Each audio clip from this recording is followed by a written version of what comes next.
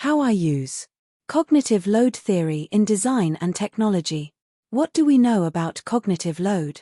A key challenge for educators is that working memory is limited. There are lots of things that can cause it to be overwhelmed.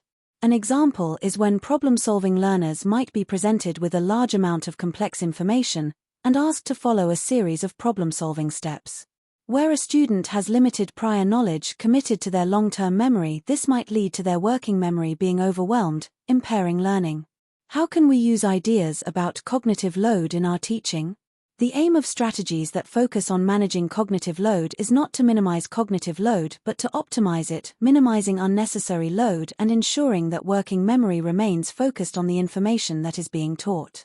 How do teachers manage cognitive load in the classroom? Understanding cognitive load has implications for general teaching practice, for example, avoiding distractions or anxieties that might overload the working memory.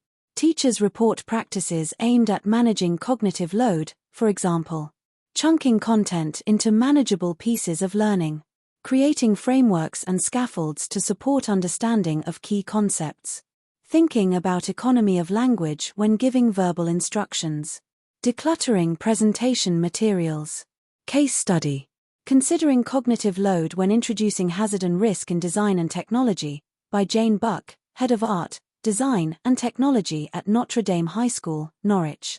Why we do it. We carry out a range of practical activities in D&T, and they all have hazards associated with them.